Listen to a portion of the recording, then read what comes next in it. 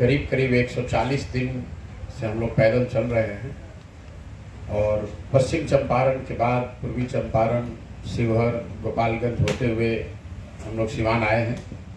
सिवान में मैं बढ़हरिया से इंटर मैंने किया है और उसके बाद अलग अलग प्रखंडों में बढ़हरिया, गोरियाकोठी, सिवान, जीरादेई के कुछ हिस्से नौतन करते हुए आज हम लोग मैरवा के बड़का मांझा इस गांव में बैठे हुए हैं। अभी आने वाले 15-20 दिन मैं यहाँ सिवान में रहूँगा। जैसे जैसे आगे बढ़ेंगे वैसे वैसे प्रखंडों की, पंचायतों की जो ज़मीनी हकीकत है वो बात और समझ में आएगी। लेकिन अभी तक जो मैंने यहाँ देखा, सो लोगों से सुना, समझा, उस पर एक संक्षिप्त टिप्पणी करूँगा। उस टिप्पणी में सिवान की स्थिति और उसके साथ साथ पीछे के जिलों में जो हम लोगों ने देखा वो भी समाहित है। सिवान पर विस्तृत चर्चा मैं जब जिले का तक की पदयात्रा पूरी कर लेता हूँ तो उस समय पूरा जिला घूमने के बाद ही बता पाऊँगा, क्योंकि हर प्रखंड की अलग अलग स्थिति है। जो चीज़ जब आप ज़मीन पर जाते हैं, जो बढ़हरिया में देखा, वो जरूरी नहीं है कि वही समस्या गोरियाकोठी में भी हो। और यही इस पदयात्रा का एक उद्देश्य भी है कि ज़मीन पर उतरकर पंचायत वाइज पंचायत इस चीज़ को देखा जाए, समझा जाए कि कुछ समस्याएं जो कि सर्वविदित हैं, लेकिन बहुतेरी ऐसी समस्याएं हैं जो बिल्कुल लोकलाइज्ड हैं, वहाँ की स्थानीय ज़मीनी हकीकत पर आधारित है। तो अभी तक का जो मेरा अनुभव रहा है, सिवान में भी दूसरे जिलों के जैसा बेरोजगारी और पलायन लोगों के नज़र में सबसे बड़ी समस्या या सबसे बड़ी चुनौती है। लोग यहाँ बेरोजगारी से परेशान हैं। बहुत बड़ी संख्या में लोगों को रोजी रोजगार के लिए बाहर जाना पड़ता है। इस बात के लिए आपको गांव-गांव जाने की ज़रूरत नहीं है, ये तो सबको पता है बिहार में। लेकिन जब हम लोग गांव-गांव जा रहे हैं तो इस समस्या के विकरालता का और इसके आर्थिक सामाजिक पहलुओं की समझ होती है। मैंने पदयात्रा शुरू की तब भी मुझे मालूम था कि बिहार से बड़े पैमाने पर पलायन होता है, लेकिन जब 1000 से ज़्यादा गाँव में मैं पैदल घूम लिया हूँ तो मैं आपको ये बता सकता हूँ कि ज़्यादातर गांव में 40 से 50% युवा पलायन के लिए मजबूर है। गांव में जब हम लोग जाते हैं तो वहाँ आपको बड़ी संख्या में महिलाएं, वहाँ छोटे बच्चे और बूढ़े लोगों से मुलाकात होगी। नवयुवक 40 से 50% बाहर ही काम कर रहे हैं, मजदूरी कर रहे हैं। कुछ लोग उसमें एक छोटी संख्या ऐसे लोगों की है जो पढ़ाई करने के लिए बाहर गए हैं, लेकिन ज़्यादातर लोग मजदूरी करने, रोजी रोजगार के तलाश में बाहर गए हैं। जिन प्रखंडों में या जिन पंचायतों में बाढ़ की समस्या है या जल जमाव की समस्या है, जैसे आपके ज़िले में भी चंवर वाली समस्या पिछले कई प्रखंडों में मैं देख रहा हूँ, जिसमें हजारों एकड़ जो खेती लायक ज़मीन है वो पानी में डूबी हुई है या आधा वर्ष डूबा रहता है। जहाँ पर भी पानी के मिसमैनेजमेंट को आप कह लीजिए, जहाँ जल संसाधन की व्यवस्था ठीक नहीं है, या तो सूखा है या बाढ़ है, वहाँ पर पलायन की स्थिति और ज़्यादा भयावह है। इसका सामाजिक पहलू एक जो आपको देखने को मिलता है कि पूरे जो परिवारों में पूरा साल लोग अपने बच्चों के साथ रह ही नहीं सकते। वो साल में कोई 10 दिन, 15 दिन, 20 दिन अपने घर आता है और जब तक वो जवान है, जब तक 20 साल से 50 साल, 55 साल तक उसकी उम्र है, जब तक वो काम करने की स्थिति में है, तब तक उसको बाहर ही रहना है। और इस दौरान वो साल में 15 दिन, 20 दिन, 25 दिन घर आता है, अपने बच्चों से मिलता है, परिवार से मिलता है। बाकी जब वो खुद जब बूढ़ा हो जाए तो वो वापस आता है और उसके घर का जवान पे लड़का बाहर जाता है। गांव में जब हम लोग बूढ़े लोगों से बात करते हैं तो वो इस बात को बताते हैं, उन्होंने भी यही काम 20 बरस किया अपने जीवन में, और ये बताते हैं कि कैसे जब उनका शरीर थक गया तब वो वापस आए, गांव में रहते हैं। बच्चों की, महिलाओं की या पारिवारिक जिम्मेवारियों की जिम्मेवारी उनके कंधों पर है, और काम करने, रोजी रोजगार, पैसा कमाने की जिम्मेवारी नवयुवकों की है जो कि बाहर जाकर रोजगार कर रहे हैं। ये इतनी बड़ी सामाजिक त्रासदी है। जिस बच्चे को आप अपना पेट काट के पाल पोस के बड़ा करते हैं, वो 20 साल, 22 साल, 25 साल का हो गया और वो ट्रेन में, बस में भेड़ बकरियों की तरह बैठकर लोग वापस बाहर चले गए, फिर वो पूरे जिंदगी, चाहे उसकी शादी हो जाए, उसके बच्चे हो, वो पूरे जिंदगी बाहर ही रहेगा। मध्यम वर्गीय और उच्च वर्गीय परिवारों में अगर आप अपने परिवार के साथ साल भर न रहें तो ये बहुत बड़ी त्रासदी मानी जाती है। लेकिन बिहार के परिवारों के लिए, बिहार के गांव में ये सच्चाई ऐसी है जिसको लेकर लोग शिकायत भी नहीं करते। जीवन का ये ढर्रा बन गया है कि जो परिवार में जो पुरुष है वो साथ में परिवार के कभी रहेगा ही नहीं। ये लोगों ने इसको एक तरह से ध्रुव सत्य मान लिया है और इतनी बड़ी त्रासदी इतने लंबे समय तक चली है कि लोगों को वो कमी दिखती भी नहीं है। ये कमी नहीं दिखती है कि हमारा जो पुरुष है, हमारा जो हस्बैंड है, वो हमारा फादर है, वो हमारे साथ नहीं रहता है। और स्वाभाविक तौर पर इसका असर जो परिवार पर जो बर्डन है, जैसे बच्चों की पढ़ाई है, अगर कोई यहाँ बच्चा बीमार हो जाए तो उसको डॉक्टर के यहाँ लेकर जाना है, कोई पुरुष है ही नहीं घर में। तो इस तरह की जो सामाजिक परेशानियां हैं वो बहुत बड़े पैमाने पर लोग किस्से कहानियां सुनाते हैं, लोग अपने अनुभव साझा करते हैं। बेरोजगारी का एक और पहलू ये है कि ये सिर्फ गरीब लोगों की समस्या नहीं है। बहुत बड़े पैमाने पर बिहार के नजरिए से जो मध्यम वर्गीय परिवार हैं उनके बच्चों के लिए भी रोजगार बहुत बड़ी समस्या है, क्योंकि जो एकदम निचले पायदान पर है वो तो फिर भी जाकर बाहर मजदूरी कर पा रहा है। एक बड़ा वर्ग ऐसा भी है जो मजदूरी कर नहीं सकता है और उसको कोई व्हाइट कॉलर या ब्लू कॉलर जॉब है नहीं, तो वो गांव में बेरोजगार ही बैठा हुआ है, कुछ उद्योग धंधा है नहीं, कुछ उसके पास नौकरी है नहीं, तो गांव में घूम रहा है और एक तरह से बिल्कुल इनएफिशिएंट तरीके से घर में बैठा हुआ है जिसके कोई प्रोडक्टिविटी नहीं है। बेरोजगारी पलायन के बाद जो सबसे बड़ी समस्या यहाँ लोगों ने बताया, देखा हम लोगों ने, वो है स्वाभाविक तौर पर किसान की और कृषि से संबंधित।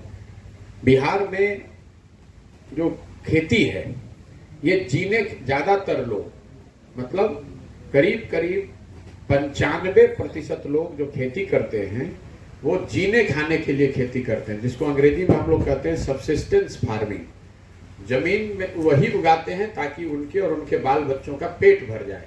खेती उनके लिए जीविकोपार्जन का या आर्थिक उन्नति का जरिया नहीं है।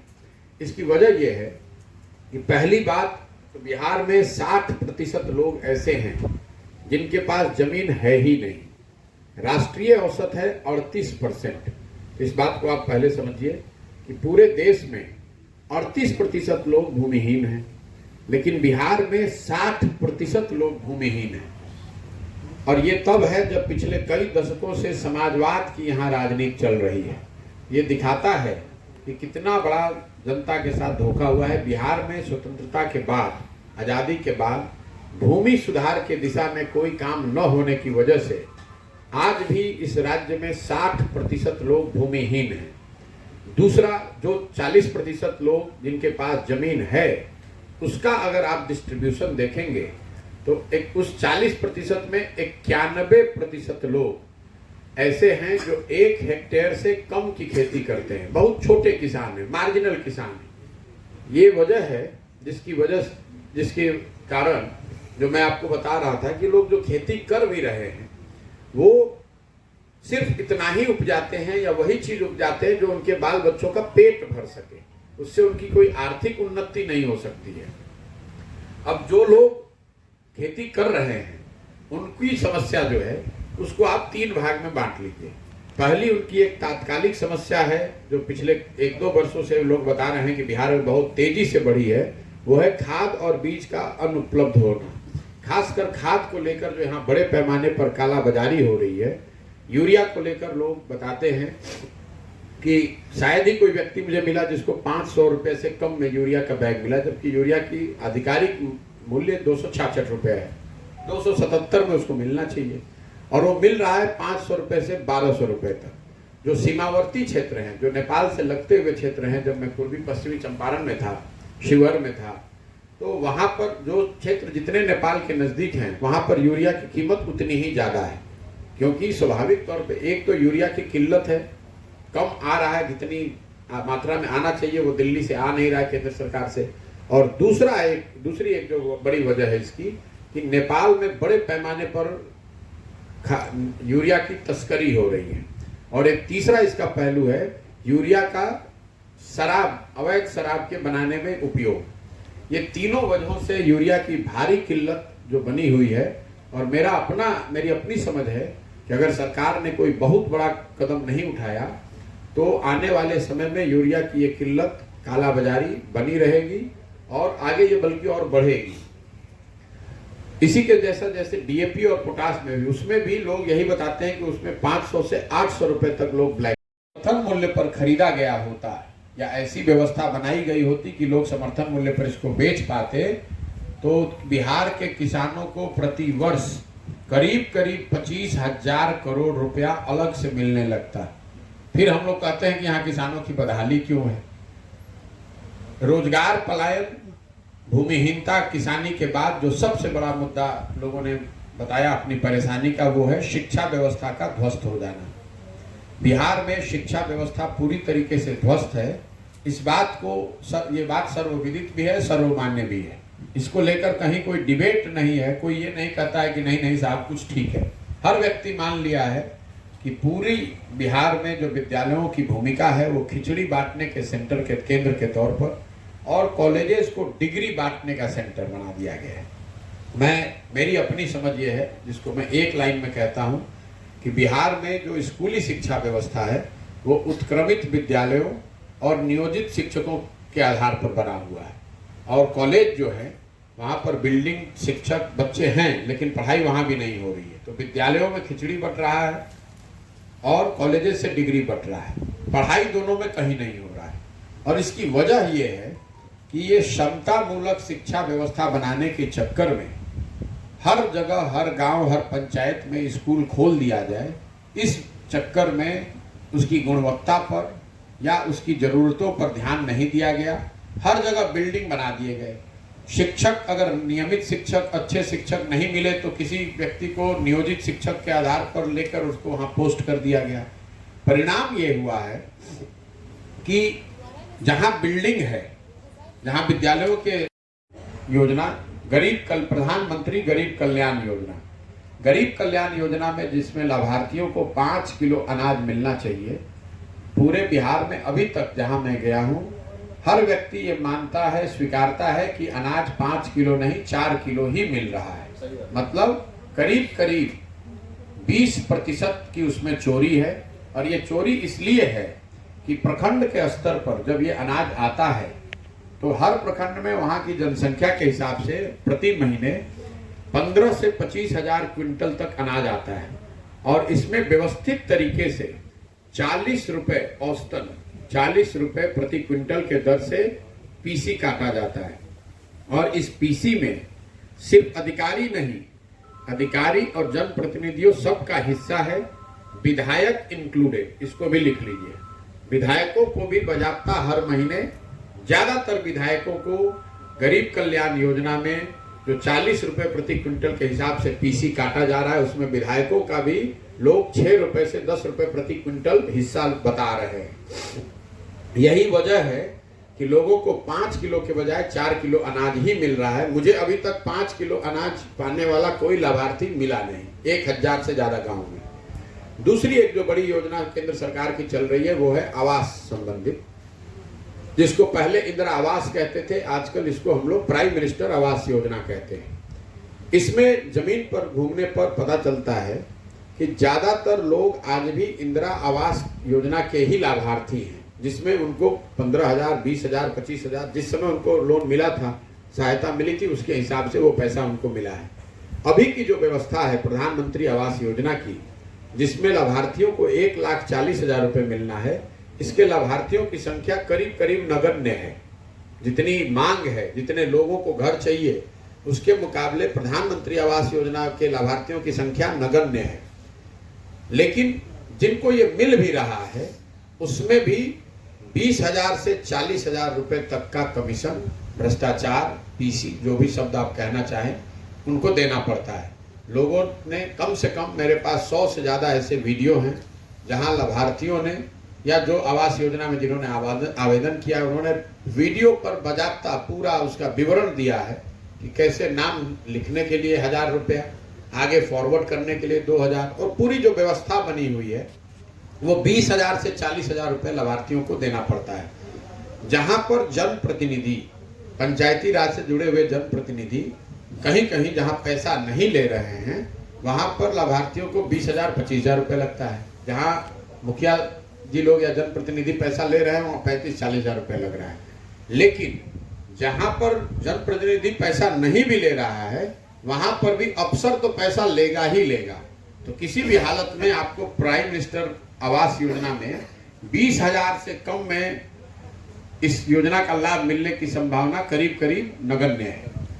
तीसरी जो सबसे बड़ी योजना जिसकी हम लोग चर्चा करते हैं वो है प्रधानमंत्री की स्वच्छ भारत योजना, स्वच्छ भारत अभियान, जिसमें कि हर परिवार को शौचालय बनाने के लिए 12,000 रुपये देने की बात कही गई है। बिहार के ज्यादातर जिलों में ओडीएफ का स्टेटस घोषित कर दिया गया है, लेकिन मैं 1000 से ज्यादा गांवों में चलने के बाद आपको कैमरे पर कह रहा हूं कि ज्यादातर गांवों में खुले में शौच आज भी यहाँ के बिहार की जीवन की सच्चाई है। इस पूरे शौचालय योजना में व्यवस्थित तरीके से लाभार्थियों से 2,000-4,000 रुपया लिया गया है और उनको 12,000 रुपये दिए गए हैं। और ये व्यवस्था इतनी अच्छी है कि चंपारण में भी यही व्यवस्था है, सिवान में भी यही व्यवस्था है। 2 से 4,000 रुपया आप अफसरों को दीजिए, 12,000 रुपया शौचालय के नाम पर ले लीजिए। शौचालय आपने बनाया कि नहीं, उसका उपयोग करते हैं कि नहीं, ये चिंता का कारण किसी के लिए नहीं रहा है। चौथी जो एक योजना केंद्र सरकार की है जिसने मुझे आश्चर्यचकित किया है वो है मनरेगा। मेरा अपना मानना था कि बिहार जैसे गरीब राज्य में जहां मजदूरी और पलायन इतना बड़ा मुद्दा है, मैं जब नीचे जाऊंगा तो मनरेगा से जुड़े हुए लोग मिलेंगे, मनरेगा से होता हुआ काम दिखेगा। मेरे लिए आश्चर्य की बात रही है कि पिछले 6 महीने में शायद ही कोई ऐसी जगह मिली जहां मनरेगा में काम करते हुए मुझे मजदूरों का समूह दिखा। मनरेगा को एक तरीके से लोगों ने, प्रशासन ने, पत्रकारों ने भुला सा दिया है कि ये भी कोई योजना है जिसके तहत गरीब भूमिहीन लोगों को इतनी बड़ी मदद हो सकती थी।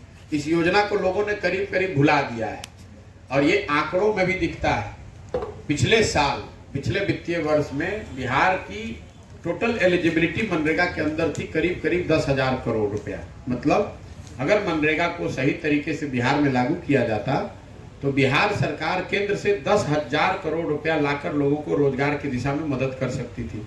लेकिन बिहार में उसका यूटिलाइजेशन रहा 39%, मतलब करीब 4,000 करोड़ रुपया आया। 6,000 करोड़ रुपया तो हम लोग दिल्ली से लेकर आए ही नहीं, और जो पैसा आया 3900 करोड़ रुपया पिछले साल, उसमें 40 से 50% की दर से पीसी काटा गया है। सबसे ज्यादा पीसी का दर लोग मनरेगा में ही बताते हैं।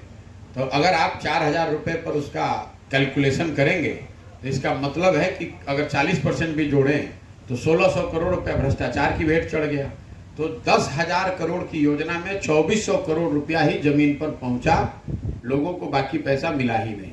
तो ये 4 जो केंद्र की बड़ी योजनाएं चल रही हैं उन पर मेरी टिप्पणी है अभी तक जो हमने देखा है।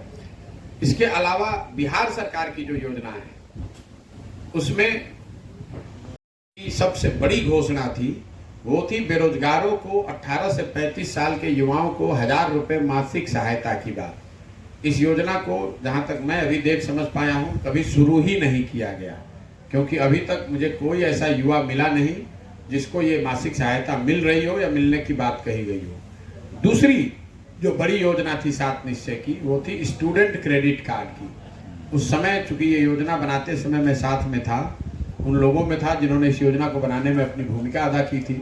तो हम लोगों का अनुमान था कि बिहार में कोई 1.25 करोड़ ऐसे बच्चे हैं जो 12वीं के बाद पढ़ाई के लिए बैंकों से जिनको मदद दी जा सकती है ताकि उनको रोजगार मिल सके और पढ़ाई के लिए उनको परिवार पर बोझ नहीं बनना पड़े। इस योजना को भी करीब करीब बंद ही कर दिया गया है। मुझे लगता है कि पूरे बिहार के स्तर पर 5 लाख से कम लोगों को भी पिछले 8 साल में स्टूडेंट क्रेडिट कार्ड का लाभ मिला है। पत्रकार बंधु भी इसका अब सवाल नहीं करते हैं, नीचे कोई गांव में इसकी चर्चा भी नहीं कर रहा है। 2 योजनाएं 7 निश्चय की जिसकी चर्चा अभी होती है, एक है नल जल योजना जिसकी चर्चा आप लोग बहुत करते हैं, गांव देहात में भी इसकी चर्चा है। पिछले बार के जो पंचायती राज के चुनाव हुए उसमें ज्यादातर मुखिया और वार्ड सदस्य चुनाव इसलिए हार गए क्योंकि जो जब नल जल योजना थी इसमें बहुत बड़ा बंदरबाट हुआ था।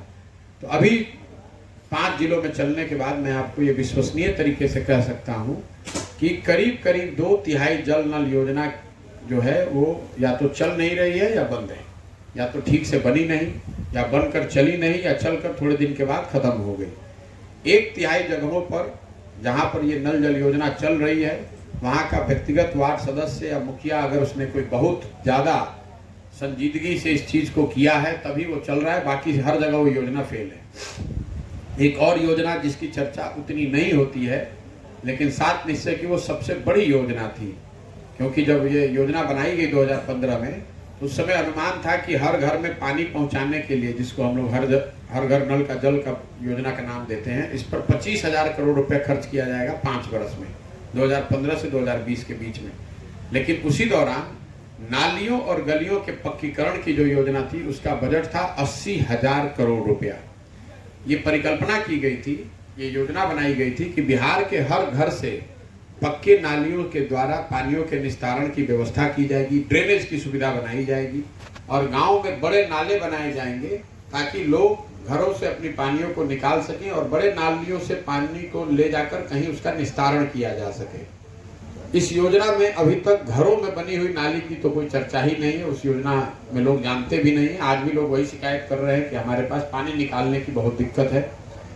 गाँव में जब हम लोग घूमते हैं तो सड़कों के किनारे बेतरतीब तरीके से बनाए हुए कुछ जगहों पर बड़े नाले दिखते हैं, तो ये दिखाता है कि इस योजना में पैसा निकाला गया है, कुछ काम किया गया है, लेकिन इन नालों को न घर के नालियों से जोड़ा गया है, न इन नालों से पानी को निकाल कर कहीं व्यवस्थित तरीके से निस्तारण की व्यवस्था की गई है। उसका परिणाम ये हुआ है कि ज़्यादातर रोड के किनारे बनाए गए ये नाले कूड़ेदान के तौर में परिवर्तित हो गए हैं, उसमें घास भूसा पुआल भर गया है, और पूरी तरीके से या तो योजना को ठीक से सोचा ही नहीं गया, या उसको क्रियान्वित नहीं किया गया, या जो किया गया उसमें लूट हुई, जिसकी वजह से ये काम हुआ नहीं है। आज भी हर गांव शहर देहात में लोग पानी के निस्तारण, ड्रेनेज, नालियों के पक्कीकरण की बात बड़े पैमाने पर लोग शिकायत के तौर पर बताते हैं। जो 5 शिकायतें लोग आप व्यक्तिगत तौर पर बताते हैं वो आज भी वही है। नालियों गलियों की परेशानी, दूसरा पानी उनके घर में न मिलना, तीसरा अनाज और आधार कार्ड, अनाज जैसी जो राशन कार्ड जैसी सुविधाओं का उनको न मिलना या उसमें भ्रष्टाचार का होना, चौथा अनाज घर की योजना ताकि उनको घर नहीं है, और 5वां कि बच्चों को रोजगार नहीं है, शिक्षा नहीं है।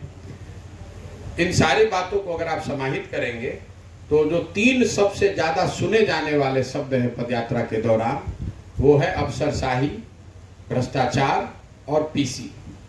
अफसरशाही से परेशान जनता और जनप्रतिनिधि, समाज में कोई ऐसा वर्ग नहीं है जो आज की अफसरशाही से अपने आप को परेशान नहीं बताता है। ये गरीब है वो भी, जो अमीर रसूखदार लोग हैं वो भी, हर आदमी बता रहा है कि भैया अफसर ही इसको चला रहे हैं, अफसरशाही से बहुत परेशानी है, अफसर हावी है। इस तरह के शब्द आप हर दिन में 50 बार सुनते हैं। दूसरा भ्रष्टाचार, कि सरकारी विभागों में कोई ऐसा विभाग नहीं है, कोई ऐसा काम नहीं है जो बिना पैसे को दिए हुए किया जा सके। और तीसरा पीसी, जो बिहार में दलाली का नया नाम है, वो है पीसी। हर सरकारी योजना में, चाहे वो केंद्र की हो राज्य की हो, दोनों की मिला जुला कर हो, कोई ऐसी योजना नहीं है जिसमें व्यवस्थित तरीके से 20% से 40%, 50% तक पीसी न काटा जाए। ये अभी की स्थिति है।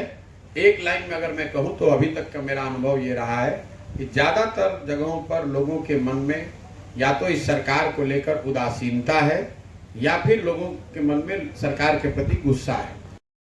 पहले भी मैंने टिप्पणी की है, जब ये महागठबंधन बना तब लोगों के मन में एक बड़ी चिंता ये थी कि बिहार में लॉ एंड ऑर्डर की स्थिति बिगड़ेगी, और वो चिंता इसलिए थी क्योंकि बिहार ने आरजेडी के शासनकाल में अपराधियों का जंगल राज देखा है, और आज जब आरजेडी फिर से सत्ता में आ गई है और एक तरीके से पूरे सत्ता का कंट्रोल और कमांड और कंट्रोल उनके हाथ में है, तो स्वाभाविक तौर पर अपराध बढ़ेगा ही बढ़ेगा। ये उनकी पार्टी का चरित्र है, और ये मेरा असेसमेंट नहीं है, ये तो 15 साल बिहार की जनता ने देखा है।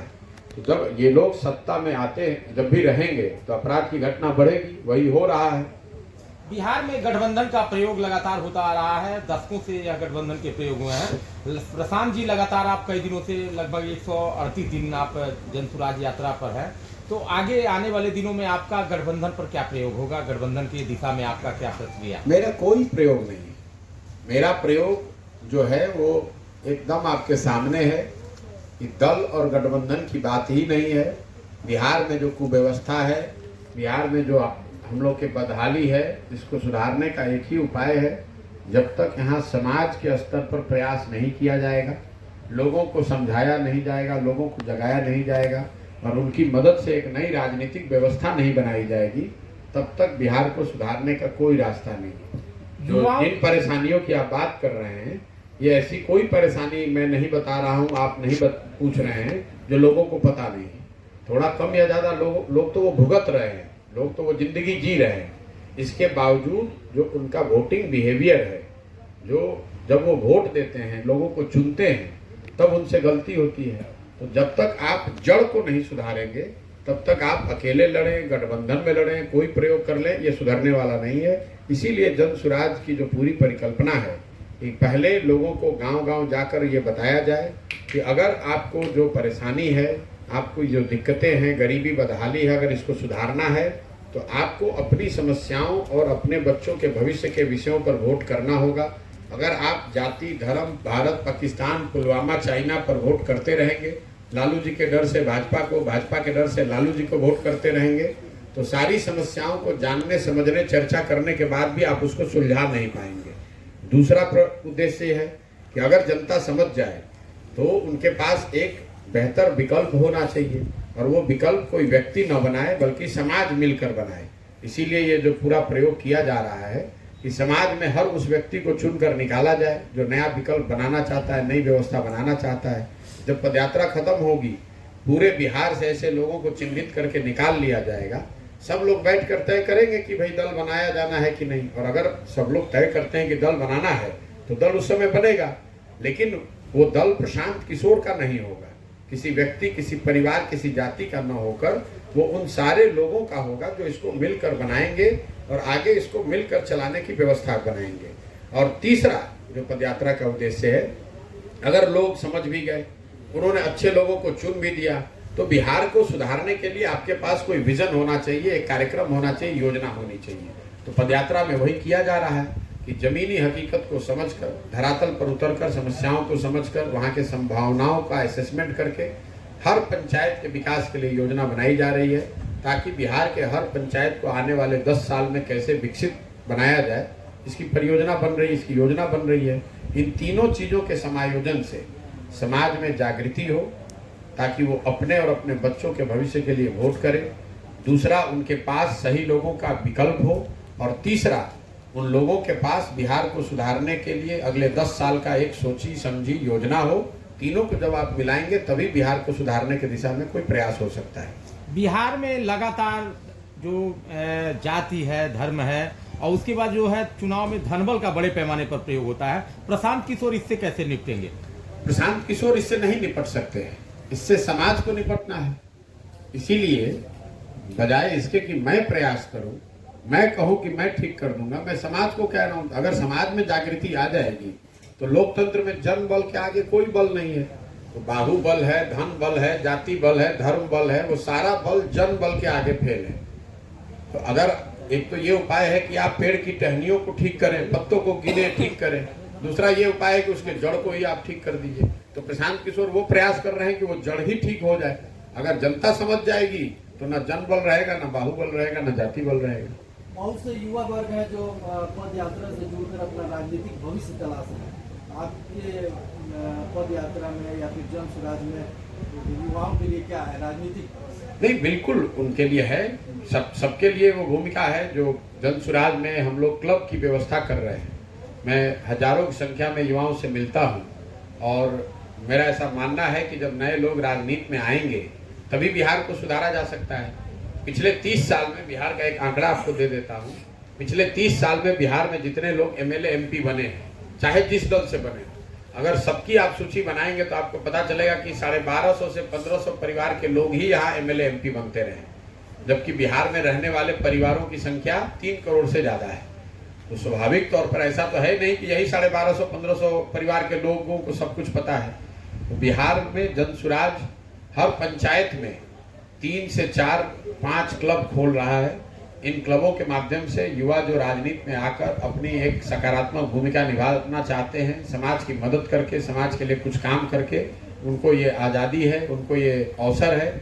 और वो मेरी दिन की शुरुआत ही होती है ऐसे युवाओं से मिलने से जो इन क्लबों के कुछ के संचालक हैं, जो इन क्लबों को बना रहे हैं। आपके सिवान अकेले में 650 से ज़्यादा ऐसे क्लब खुल गए।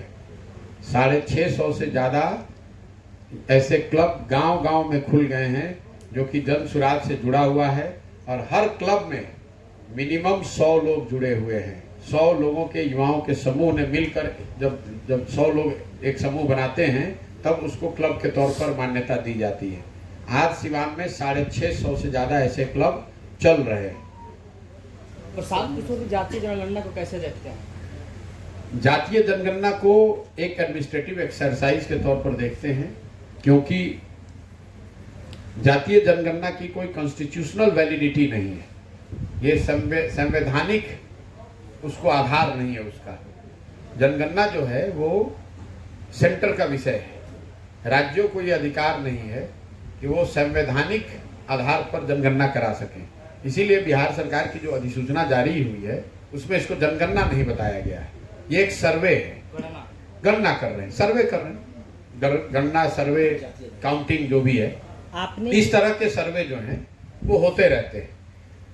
कोई भी जनगणना, कोई भी गणना इस तरह की, कोई भी जो सर्वे है जिससे समाज के विभिन्न वर्गों की स्थितियों के बारे में सरकार को बेहतर जानकारी मिले, उसमें कोई दिक्कत नहीं, होनी चाहिए। बिहार में भी हो रही है, इसके होने से कोई दिक्कत भी नहीं है। तो मैं उस नज़रिए से इसके पक्ष में हूँ।